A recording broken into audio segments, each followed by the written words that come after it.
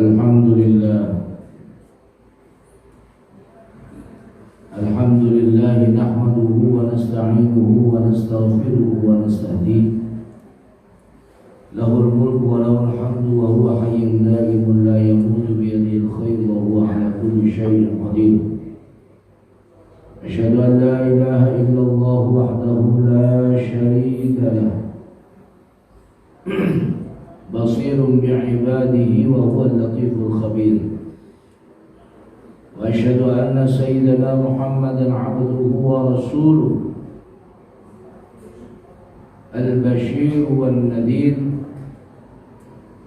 Allahumma salli wa sallim ala sayyidina Muhammadin an-nabiyyil karim wa ala alihi wa ashabihi ala mamarrid duhuri salatan daimatan bidawami mulkillahil alim.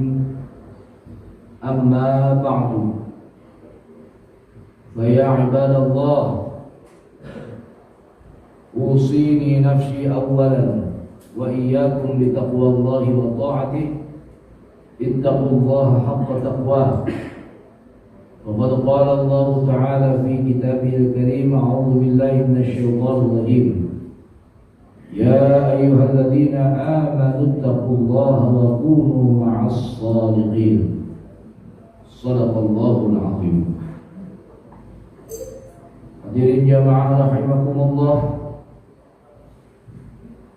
pada Jumat kali ini Al-Faqir selaku khatib mengajak bersama-sama kepada diri Al-Faqir dan juga para jamaah agar senantiasa mensyukuri nikmat, memuji dan memujanya atas segala karunia-Nya yang sampai saat ini kita mampu dan juga kita bisa merasakan.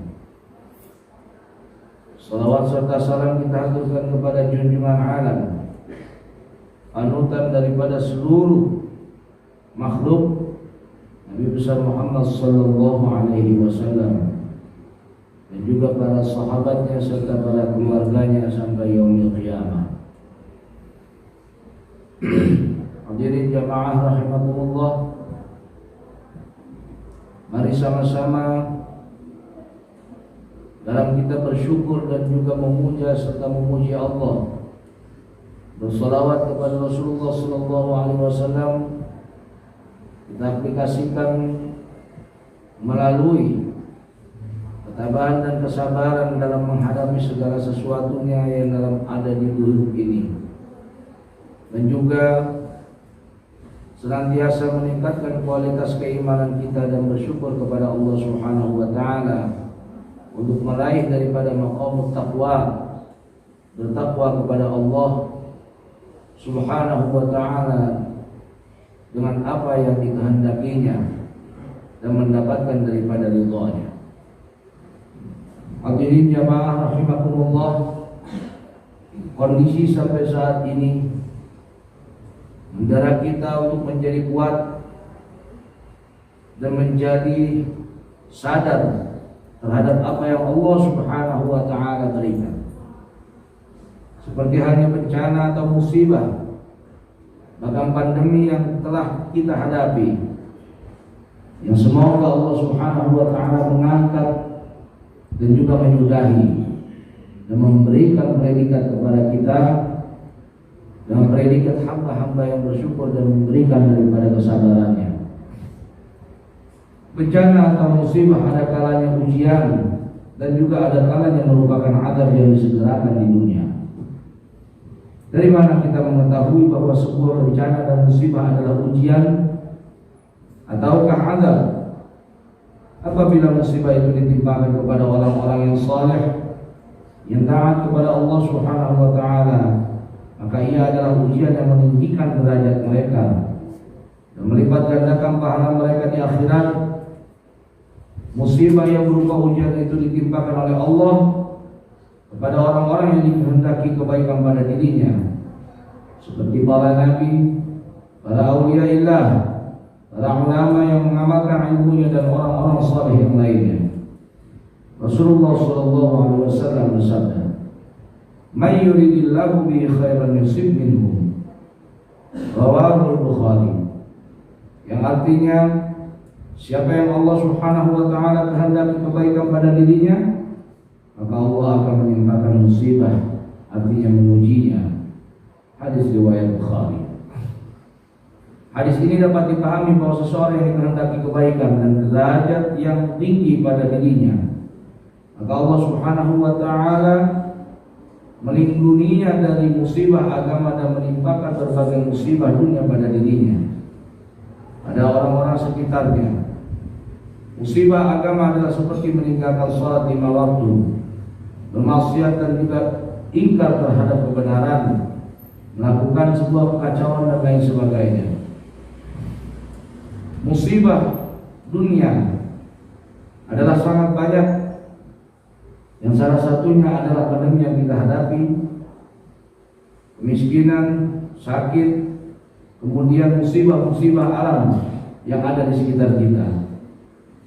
Semakin taat seseorang dan semakin banyak yang melakukan kebaikan, maka bisa jadi semakin besar dan berat seujian daripada yang Allah Subhanahu wa taala timpakan kepadanya.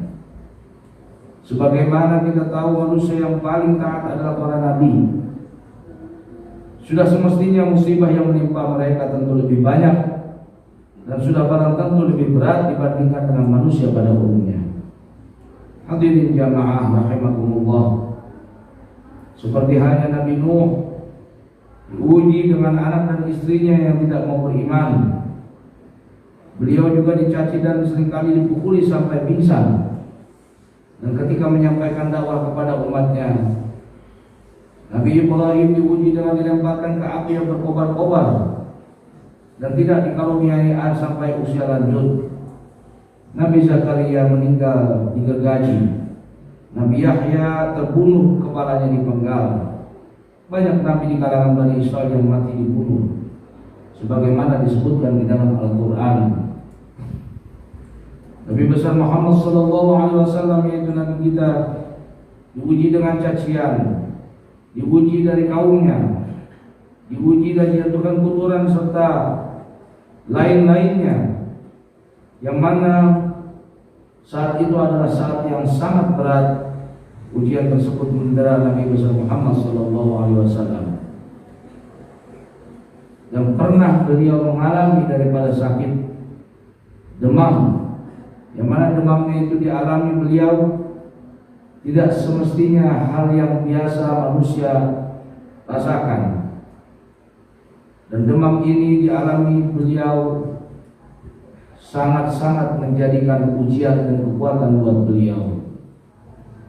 Oleh karena itu, beliau Nabi besar Muhammad SAW bersabda, "Asyadun nasi bala'an al-anbiya, thumma al-amthal fal-amthal.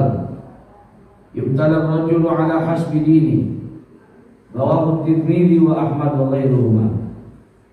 Manusia itu yang paling berat musibahnya adalah para nabi, kemudian orang-orang yang di bawah derajat mereka, kemudian orang-orang yang di bawah derajat mereka. Seseorang diuji berdasarkan sekuat apa dia memperteguh daripada agamanya. Hadirin jamaah rahimakumullah.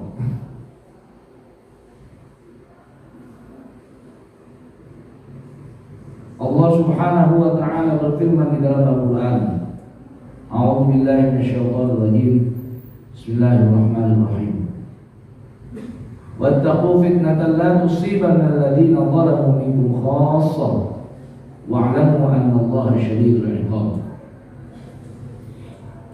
Orang-orang beriman pun haruslah waspada dan juga menyadari serta takut bahwa musibah, ujian bisa jadi tidak tertimpa kepada orang-orang yang zalim saja, akan tetapi menjadi juga bagian daripada musibah tersebut sebagai ujian kenaikan kelas, ujian kekuatan daripada iman bagi orang-orang yang beriman dan menuju takwa kepada Allah Subhanahu wa taala.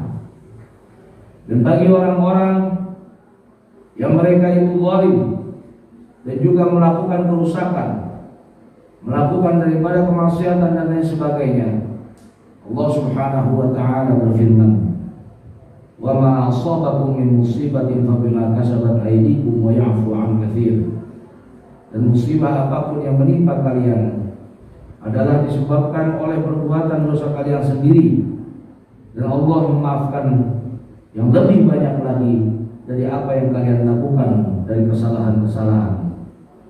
Imam Al-Tabari memberikan tafsiran dalam ayat ini, wa ma yusibukum ayyuhan nas min musibatin fid dunya fi anfusikum wa ahlikum wa amwalikum fa bima kasabat aydikum yaqulu fa inna ma yusibukum dzalika 'uqubatan minallahi lakum bima jatartum minal athami fima bainakum wa baina rabbikum wa ya'fu lakum rabbukum 'an katsir min ijramikum fala yu'aqibukum biha.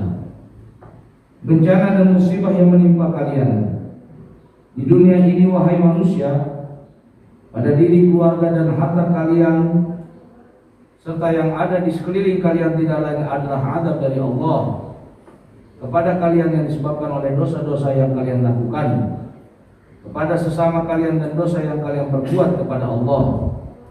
Dan Allah senantiasa mengampuni yang banyak terhadap dosa kalian yang lain, sehingga tidak menurunkan daripada azab atau mengadili kalian semua. Hadirin jamaah rahimakumullah. Dari hal tersebut di atas, mari sama-sama kita renungkan dalam kesimpulan ini. Yang pertama, bagi seorang mukmin musibah yang menimpanya, baik musibah itu ujian ataupun azab, sudah barang tentu adalah kebaikan baginya. Apabila dihadapi dengan sabar dan ridho, jika berupa ujian maka musibah itu akan meninggikan derajatnya dan melipat gandakan pahalanya di akhirat. Dan jika berupa azab maka azab di dunia itu akan menggugurkan azab baginya di akhirat kelak. Dan itu lebih baik baginya, karena azab di akhirat jauh lebih berat dan lebih pedih dibandingkan azab di dunia. Yang keduanya, sedangkan bagi orang kafir, bencana dan musibah apapun yang menimpanya di dunia tidaklah bermanfaat sama sekali baginya di akhirat. Dan yang ketiganya, jika seseorang mulai berbuat taat dan mulai meninggalkan hal-hal yang diharamkan, lalu ditimpa berbagai musibah, maka itu adalah ujian baginya. Apakah ia akan terus melanjutkan ketaatan, atau dia akan kendor semangat lalu meninggalkan ketaatan itu. Yang keempatnya, jika seseorang ditimpa musibah dan bencana setelah ia berbuat maksiat dan dosa, maka yang semestinya dia lakukan adalah menyegerakan tobat dan sungguh-sungguh dari semua dosa yang pernah ia lakukan. Rasulullah SAW bersabda, "At-taibu minadz dzambi kaman la dzamba lahu." Seseorang yang bertobat dari dosa seperti orang yang tidak punya dosa, terlahir kembali. Yang kelimanya adalah kemungkaran. Jika sudah merajalela dan tidak ada satupun yang berupaya mencegahnya, maka tunggulah saatnya Allah Subhanahu wa taala akan menurunkan azab kepada semuanya. Yang salih maupun yang fasik, semuanya terkena azab. Hadirin jamaah salat Jumat rahimakumullah. Demikianlah semoga menjadi i'tibar dan juga menjadi renungan bagi kita semua dalam kondisi-kondisi seperti ini, untuk senantiasa istirja, kembali kepada Allah, memohon ampunannya, dan menjadi hamba yang senantiasa penuh kesadaran untuk menghamba kepada Allah Subhanahu wa taala. Semoga bermanfaat. Barakallahu li wa lakum fil Qur'anil Azim wa nafa'ani wa iyyakum bil ayati wa dzikril hakim wa taqabbala minni wa minkum tilawatahu innahu was-sami'ul 'alim.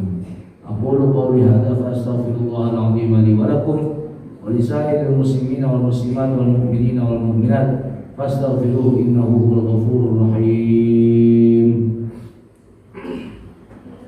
Allahumma shalli wa sallim ala sayyidina Muhammadin wa ala ali sayyidina Muhammad.